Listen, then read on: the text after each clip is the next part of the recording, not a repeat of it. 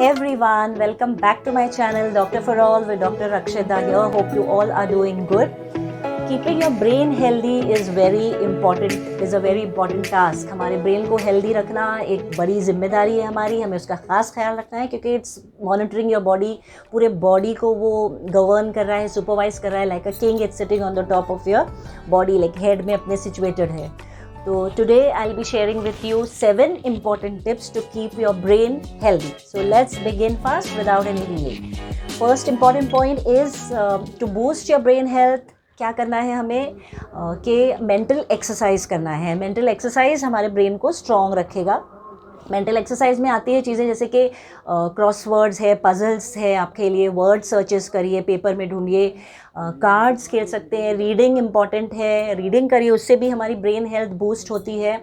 आपका non dominant जो hand है, अगर आप राइटी है तो देखिए कि आप अगर लेफ़्ट हैंड से कुछ एक्टिविटीज़ कर सकते हैं, जैसे कि ब्रशिंग है, कुछ फीमेल्स के लिए स्टरिंग कर सकते हैं, राइटिंग कोशिश करिए लेफ़्ट हैंड से, ताकि दोनों पार्ट्स ऑफ द ब्रेन अपने स्ट्रॉन्ग रहे. क्या होता है ये सारी एक्टिविटीज़ से, एक तो न्यू सेल्स भी प्रोड्यूस होती है, ब्रेन सेल्स, नर्व सेल्स, और जो ओल्ड सेल्स होती है ना, उसमें भी, जो ओल्ड नर्व सेल्स होती है उसमें भी कनेक्शन काफ़ी स्ट्रॉन्ग हो जाता है, दोनों एक बॉन्डिंग जैसी हो जाती है नर्व सेल्स में. तो ये सारी एक्टिविटीज़ हमें इंक्लूड करना चाहिए, जैसे क्रॉसवर्ड्स है, पजल्स है, वर्ड सर्चेस है, रीडिंग है, ड्राइंग, स्केचिंग, पेंटिंग, कलरिंग, ये सब से भी काफ़ी फ़र्क पड़ता है हमारी ब्रेन हेल्थ में. ठीक है. Now the second important thing is physical exercise. Physical exercise, क्योंकि ब्रेन भी हमारा एक मसल है, तो जैसे पूरी बॉडी की मसल के लिए हमें एक्सरसाइज की ज़रूरत है, तो वैसे ही ब्रेन हेल्थ के लिए भी एक्सरसाइज, फिजिकल एक्सरसाइज आप कुछ भी कर सकते हैं. वॉकिंग करिए, swimming, cycling, jogging, dancing, room बंद करके डांस करिए, बट सी टू इट के 30 मिनट्स आप डेली ऑफ एक्सरसाइज करें अपनी ब्रेन हेल्थ को बूस्ट करने के लिए. ठीक है. Now the third important point is you have to eat a healthy and balanced diet. Diet which consist all types of fruits and vegetables. जो भी सीजनल फ्रूट्स आपके यहाँ अवेलेबल है, लोकली अवेलेबल है, तो लॉट ऑफ कलर्ड फ्रूट्स, जो dark coloured fruits और vegetables होते हैं ना, उनमें बहुत एंटीऑक्सीडेंट्स होते हैं, वो हमारी ब्रेन पावर को स्ट्रॉन्ग रखने की ताकत रखते हैं, उनमें प्रॉपर्टी रहती है, तो इंक्लूड करिए.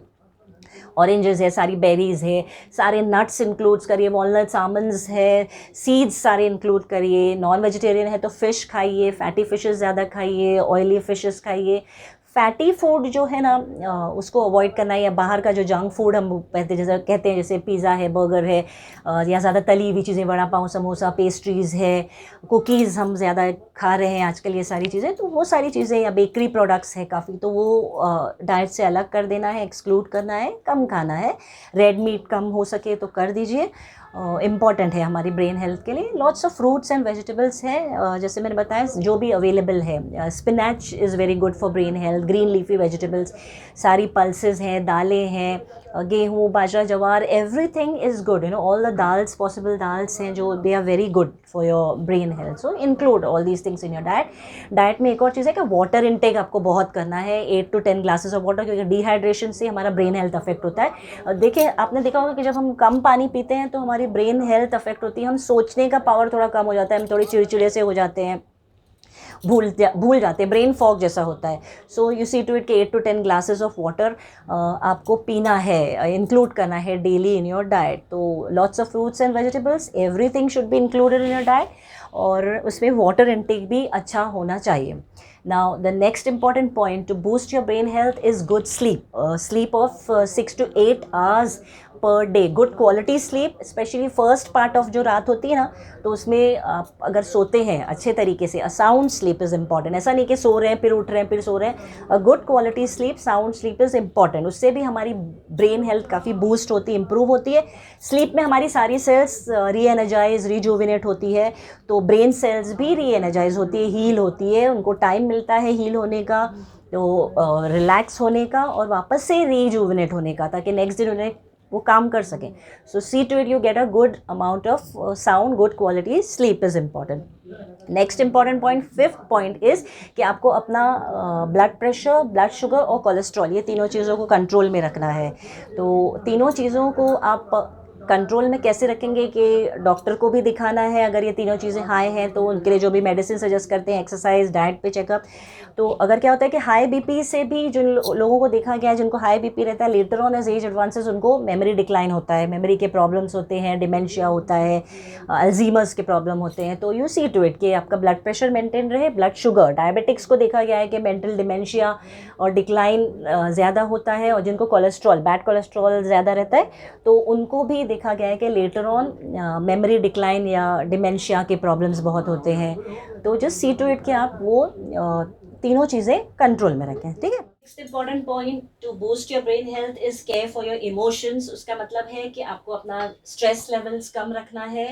आपको कुछ भी स्टेप्स लीजिए कि आप देखिए कि आपको जो कंटिन्यूस अगर स्ट्रेस रहता है वो नहीं रहे, वो कम हो जाए। उसके लिए आप जो भी स्टेप्स ले सकते हैं, साइकोलॉजिस्ट को दिखाना है, हॉबीज़ परस्यू करना है, वॉकिंग करना है, साइकोथेरेपिस्ट को दिखाना है, कुछ ना कुछ उसके लिए मेडिसिन लेना है, करिए। बट सी टू इट, क्योंकि क्या होता है जिनको क्रॉनिक स्ट्रेस, कंटिन्यूस स्ट्रेस रहता है, उनको ब्रेन इन्फ्लेमेशन होता है, उनको मेमोरी प्रॉब्लम्स बहुत होते हैं लेटर ऑन। तो आपको देखना है कि आपका स्ट्रेस लेवल्स कम हो। Last but not the least point is you have to connect with your loved ones. आपके जो भी फ्रेंड्स हैं, फैमिली मेम्बर्स हैं, उनसे कनेक्टेड रहिए, एक सोशल नेटवर्क बना के रखिए। अगर अकेले रहते हैं तो कोशिश करिए कि आप कुछ ना कुछ ऐसे इवेंट्स में पार्टिसिपेट करें, कम्युनिटी इवेंट्स हैं या सोशल गैदरिंग्स में, तो जिससे आप लोगों से मिले, एक इंटरेक्शन रहे, कम्युनिकेशन रहे।